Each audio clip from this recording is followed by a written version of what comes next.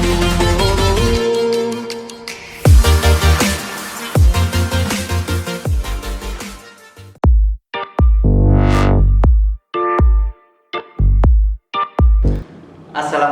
warahmatullahi wabarakatuh. Bertemu kembali ya dengan Ustadz Nanang di sini. Apa kabarnya anak-anakku sekalian? Ustadz berharap kalian dalam keadaan baik-baik saja ya. Semoga pandemi ini cepat berlalu dan kita bisa bertemu kembali.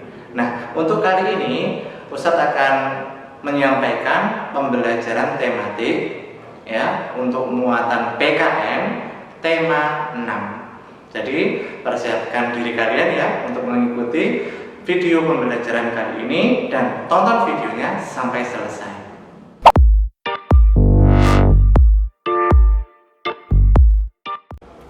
Tujuan pembelajaran kali ini, Ustadz meminta kepada kalian untuk memahami hak, kewajiban, dan tanggung jawab untuk siswa sebagai pelajar maupun sebagai warga negara Indonesia.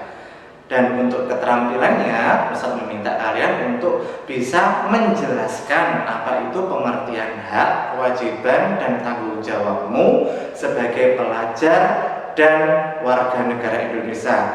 Dan tentunya di sini tidak hanya memahami dan bisa menjelaskan saja ya, tapi Ustadz berharap juga kalian bisa menerapkan hak-hakmu, kewajibanmu, dan tanggung jawabmu di lingkungan sekitar kalian, baik itu lingkungan keluarga, lingkungan sekolah, maupun lingkungan masyarakat. Ustadz di sini sudah merumuskan atau memilah-milah ya, menyederhanakan materi pembelajaran yang akan Ustadz sampaikan. Jadi di sini video pembelajaran kali ini ada 4 materi pembelajaran yang harus kalian pelajari. Yang pertama yaitu konvensi hak anak. Kita akan belajar tentang sejarah konvensi hak anak, kapan konvensi itu dilakukan, dan apa alasannya konvensi hak anak itu dikeluarkan, dan lembaga apa yang sudah mengesahkan konvensi tersebut. Dan yang kedua yaitu hak, kewajiban, tanggung jawabmu sebagai pelajar. Yang ketiga yaitu hak, kewajiban, tanggung jawabmu sebagai warga negara Indonesia. Yang terakhir materi pembelajarannya yaitu Ustadz akan menyampaikan tentang permasalahan sosial yang ada di lingkungan sekitar kita. Jadi simak pembelajaran kali ini ya dengan baik dan seksama. Setiap manusia yang ada di bumi ini pasti mempunyai hak ya, dan hak itu dilindungi oleh Undang-Undang Dasar. Nah, kalian sebagai siswa pun pasti mempunyai hak. Hak apa saja yang kalian punyai? Oke, baik ya. Sebelum kita membahas lebih lanjut, ada baiknya kita berdoa terlebih dahulu ya. Ayo berdoa bersama-sama agar tujuan pembelajaran ini tercapai dan kalian mudah memahami isi materi pembelajaran. Bismillahirrahmanirrahim. Raditu billahi robba wa bil islami dina wa bi muhammadin nabiyya wa rasula rabbi zidni ilma warzuqni fahma amin ya rabbal alamin. Oke, saatnya kita tiba di materi yang pertama. Materi pertama tadi yaitu konvensi hak anak. Apa itu konvensi? Konvensi yaitu peraturan yang sudah menjadi kelumrahan. Jadi kebiasaan lama yang terus berulang secara terus-menerus, dan itu sudah menjadi kelumrahan dan bisa diterima oleh masyarakat luas. Itulah yang disebut dengan konvensi. Nah, apa saja konvensi hak anak itu? Konvensi hak anak itu menjadi atau terbagi menjadi 4 golongan. Simak baik-baik ya. Ustadz ulangi ya. Jadi konvensi itu adalah peraturan yang tidak tertulis tapi lama-kelamaan sudah menjadi kelumrahan. Nah, sebelum kita membahas apa saja 4 golongan itu, ayo sambil diingat-ingat ya, kita kan sudah punya tuh 1 tepuk hak anak yang sudah kita praktekkan ya.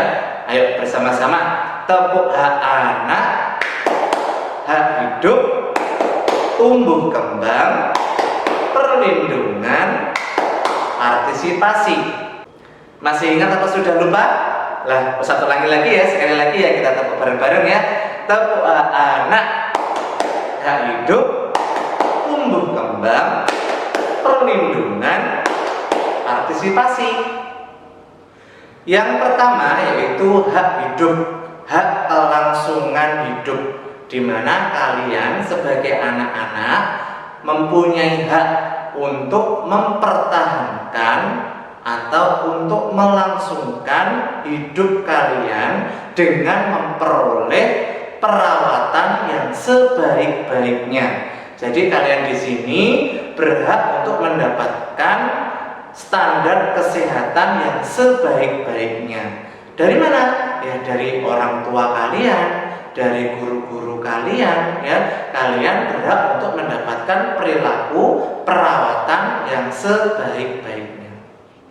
Hak yang kedua yaitu hak tumbuh kembang, di mana kalian di sini berhak untuk mendapatkan pendidikan yang layak untuk pertumbuhan dan perkembangan kalian, baik itu secara mental, secara fisik, spiritual ya.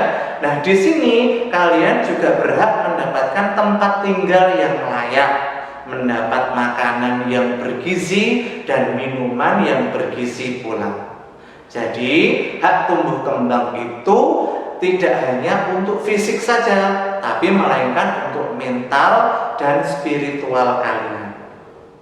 Untuk hak tumbuh kembang, selain kalian memperoleh pendidikan yang layak, makanan minuman yang bergizi, tempat tinggal yang sehat, di sini kalian juga berhak untuk bermain.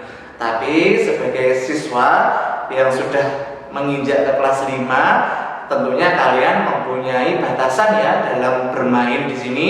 Jadi kalian tetap boleh bermain, tapi juga jangan lupa kewajiban dan tanggung jawab kalian. Nah, kenapa kita mempunyai hak bermain? Karena bermain itu juga akan mempengaruhi pertumbuhan, perkembangan mental kita. Jadi kalau anak itu bahagia, insya Allah akan mudah memperoleh pendidikan maupun pengajaran. Yang ketiga ini yaitu hak perlindungan. Ya, di sini kalian berhak untuk mendapat perlindungan, mulai dari diskriminasi, eksploitasi, kekerasan, keterlantaran. Nah, apa kalian sudah tahu makna diskriminasi itu? Diskriminasi itu yaitu membeda-bedakan. Jadi kita di sini sebagai anak, sebagai siswa, kita mempunyai hak yang sama dengan siswa yang lain. Tidak pandang bulu apakah siswa itu mampu atau siswa itu tidak mampu. Kita mempunyai hak yang sama. Eksploitasi, kita itu diminta untuk mengerjakan sesuatu yang belum kita mampu. Itu maksudnya eksploitasi. Ya, jadi di sini kalian berhak mendapat perlindungan dari diskriminasi, eksploitasi, kekerasan, keterlantaran. Selain itu, kalian juga berhak untuk melakukan kegiatan-kegiatan keagamaan. Jadi kalian di sini aman ya untuk sholat jamaah di masjid, di musola, jamaah di masjid sekolah, itu kalian mempunyai hak yang sama. Walaupun kita hidup dengan bermacam-macam masyarakat yang berbeda agamanya. Yang terakhir, yang keempat, yaitu hak berpartisipasi. Nah, di sini kalian berhak menyatakan pendapat kalian. Kalian juga berhak menyatakan pendapat. Selain itu, kalian juga berhak untuk memperoleh informasi yang berhubungan dengan kehidupan kalian, yang tentunya informasi itu sesuai dengan usia kalian. Nah, di samping kalian berhak menyatakan pendapat, juga kalian berhak untuk menerima pendapat. Oke, sekarang kita tiba di materi pembelajaran yang kedua. Materi pembelajaran yang kedua kali ini kita akan membahas tentang hak sebagai pelajar, ya. Jadi hak kalian siswa sebagai pelajar. Jadi di sini sudah diatur dalam peraturan pemerintah nomor 28 tahun 1990. Apa saja kan itu? Simak ya. Hak yang pertama, hak kalian sebagai pelajar yaitu mendapatkan perlakuan sesuai dengan bakat, minat, dan kemampuan kalian. Yang kedua, memperoleh pendidikan agama sesuai dengan agama yang kalian anut. Yang ketiga, mengikuti program pendidikan yang bersangkutan atas dasar pendidikan berkelanjutan, baik untuk mengembangkan kemampuan diri maupun untuk memperoleh pengakuan tingkat pendidikan tertentu yang telah dibakukan. Selanjutnya, kalian berhak untuk mendapat bantuan fasilitas belajar, beasiswa, atau bantuan lain sesuai dengan persyaratan yang berlaku. Pindah ke sekolah yang sejajar atau tingkatnya lebih tinggi sesuai dengan persyaratan penerimaan siswa pada sekolah yang hendak kalian masuki. Yang selanjutnya, memperoleh penilaian hasil belajar, menyelesaikan program pendidikan lebih awal dari waktu yang ditentukan. Yang terakhir, mendapat pelayanan khusus bila mana menyandang cacat. Materi pembelajaran yang selanjutnya yaitu kewajiban siswa sebagai warga negara.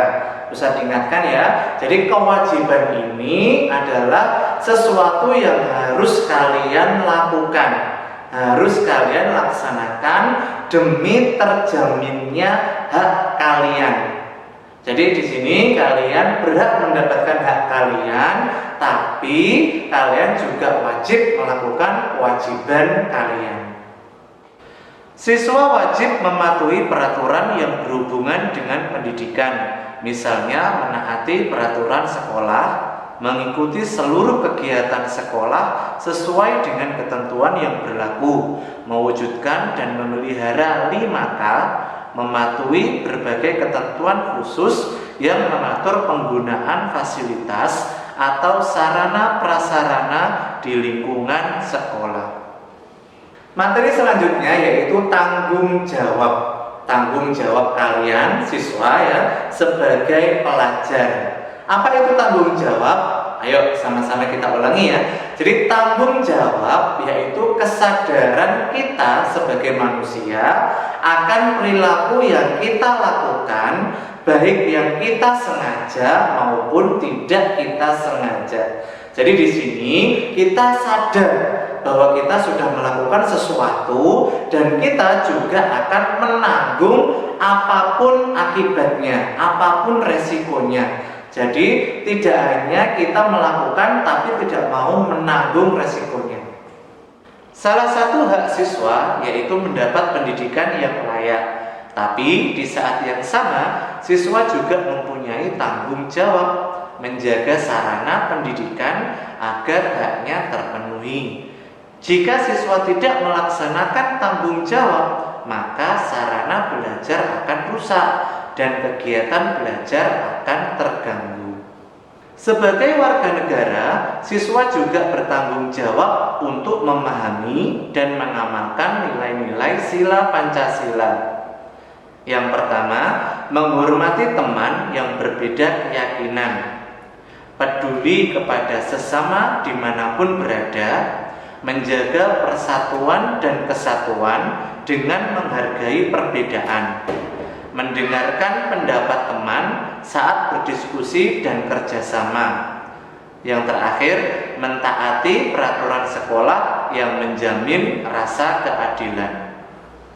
Hak, kewajiban, dan tanggung jawab siswa sebagai warga negara.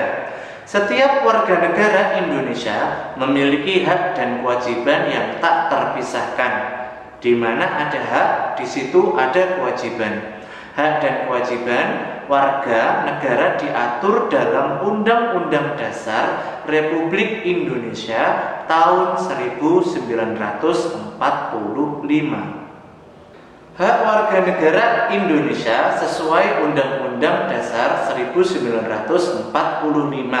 Yang pertama, setiap warga negara memiliki kedudukan yang sama di mata hukum dan di dalam pemerintahan. Hal itu sesuai dengan pasal 27 ayat 1. Berikutnya, pasal 27 ayat 2, yaitu menerangkan setiap warga negara berhak atas pekerjaan dan penghidupan yang layak. Selanjutnya, setiap warga negara berhak dan wajib ikut serta dalam upaya pembelaan negara. Hal ini sesuai dengan pasal 27 ayat 3. Berikutnya ada pasal 28, di mana setiap warga negara berhak untuk berserikat dan berkumpul dan mengeluarkan pendapatnya. Selanjutnya, pasal 29 ayat 2. Setiap warga negara berhak untuk memeluk agama masing-masing dan untuk beribadat menurut agamanya dan kepercayaannya itu. Yang terakhir, pasal 31 ayat 1. Setiap warga berhak mendapat pendidikan dan pengajaran. Kewajiban warga negara Republik Indonesia sesuai Undang-Undang Dasar 1945. Pasal 23A menerangkan setiap warga negara wajib membayar pajak dan retribusi yang telah ditetapkan oleh pemerintah. Yang kedua, pasal 27 ayat 1. Setiap warga negara wajib mentaati serta menjunjung tinggi dasar negara hukum dan pemerintahan. Terakhir, pasal 30 ayat 1. Setiap warga negara memiliki hak dan kewajiban untuk berperan serta dalam membela, mempertahankan kedaulatan negara Indonesia dari serangan musuh. Permasalahan sosial di sekitar kita. Permasalahan sosial yang terjadi di masyarakat salah satunya disebabkan oleh pihak yang tidak melakukan tanggung jawabnya. Padahal setiap warga negara Indonesia memiliki tanggung jawab yang harus dilaksanakan sesuai perannya di masyarakat. Salah satu bentuk tanggung jawab adalah melaksanakan nilai-nilai Pancasila sebagai dasar negara. Nilai-nilai dalam Pancasila menjamin terjadinya masyarakat yang saling menghargai demi kepentingan bersama. Contoh yang pertama yaitu sungai yang kotor. Sungai yang kotor ini diakibatkan terkadang masyarakat dengan seenaknya membuang sampah ke sungai. Dan lagi pula ada sebagian pabrik yang sengaja membuang limbah ke sungai tanpa diolah terlebih dahulu. Dan hal ini tentunya menyebabkan kualitas air sungai menurun. Kenyamanan masyarakat sekitar juga akan terganggu. Dan terlebih lagi jika di musim hujan, sungai itu akan meluap karena airnya atau sungainya tidak mampu menampung air hujan dikarenakan banyak sampah. Akibat dari hal itu, kemungkinan yang terjadi yaitu banjir.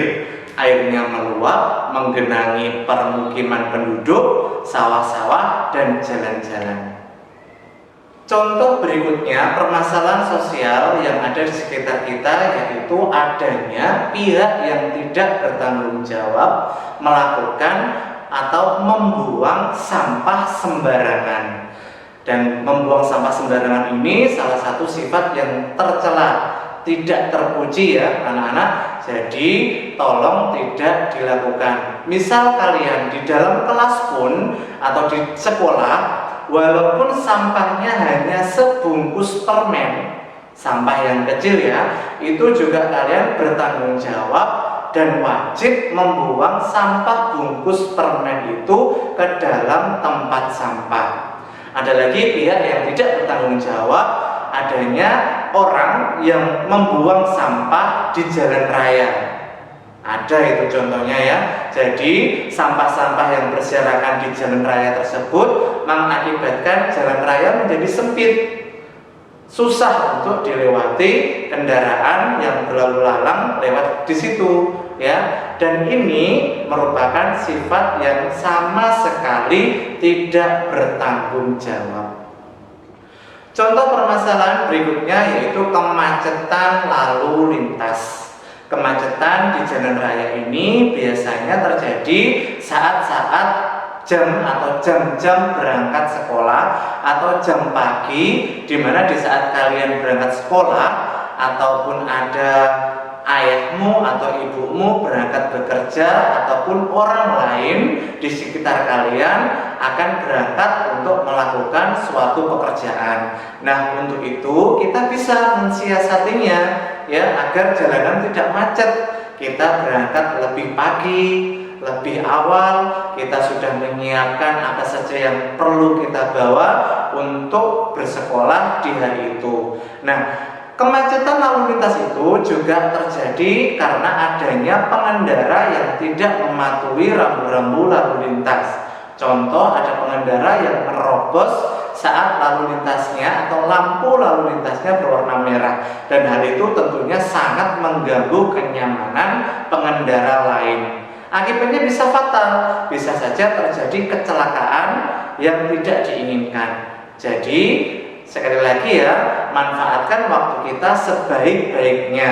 Persiapkan diri kita di waktu pagi agar jalanan tidak macet. Contoh terakhir permasalahan sosial di masyarakat atau di lingkungan sekitar kita yaitu adanya bangunan-bangunan liar, di mana bangunan ini dibangun sifatnya hanya sementara, tapi hal ini justru akan mengganggu pemandangan, mengganggu kesehatan, mengganggu kebersihan. Contohnya digambar ya, di situ banyak bangunan rumah, bangunan liar, rumah-rumah kumuh, rumah penduduk yang sengaja dibangun di bantaran sungai. Hal ini tentunya banyak menimbulkan masalah kesehatan, masalah kebersihan. Contoh lagi yaitu bangunan-bangunan toko atau warung-warung yang dibangun di sepanjang atau di atas trotoar. Dan hal itu juga akan mengganggu pengguna pejalan kaki yang berjalan di trotoar. Jadi keempat masalah tersebut sudah sering ya kita jumpai di lingkungan sekitar kita. Baik anak-anakku, kita tiba ya sekarang di akhir video pembelajaran untuk kali ini. Jadi apa yang sudah kita pelajari hari ini? Yang pertama yaitu kita sudah mengetahui, memahami tentang konvensi hak-hak anak. Jadi sebagai anak kita mempunyai 4 hak ya, digolongkan menjadi 4 hak, yaitu hak untuk tumbuh kembang ya, hak hidup, hak perlindungan, dan yang terakhir tadi hak untuk berpartisipasi. Selanjutnya kita juga sudah memahami apa saja hak, kewajiban, tanggung jawab kalian sebagai pelajar maupun sebagai warga negara Indonesia. Dan hak kalian, kewajiban kalian ini diatur oleh peraturan pemerintah dan Undang-Undang Dasar Negara Republik Indonesia tahun 1945. Yang terakhir tadi kita sudah membahas tentang permasalahan-permasalahan sosial yang ada di lingkungan sekitar kita, yang ada di lingkungan masyarakat. Contohnya tadi ya, adanya sungai yang kotor karena akibat dari ulah beberapa pihak yang bertanggung jawab membuang sampah sembarangan. Adanya orang-orang yang tidak bertanggung jawab membangun bangunan-bangunan liar di bantaran sungai. Yang terakhir tadi bisa kita siasati ya, tadi kemacetan yang terjadi di lalu lintas. Oke, ucap syukur karena Ustadz Nanang sudah selesai ya, insya Allah sudah membahas, sudah menerangkan ke kalian. Jadi Ustadz minta untuk kalian pahami lebih lanjut, ada tugas yang harus kalian kerjakan. Jadi selesai menyimak pembelajaran, tolong kerjakan tugasnya ya.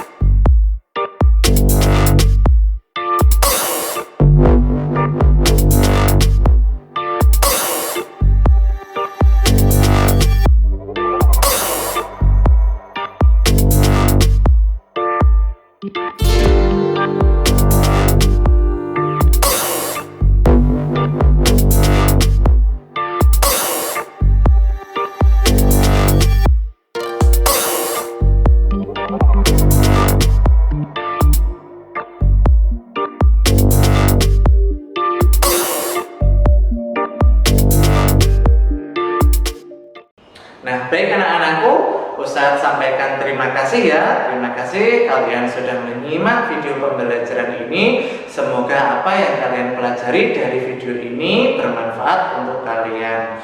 Ustadz akhiri, wassalamualaikum warahmatullahi wabarakatuh.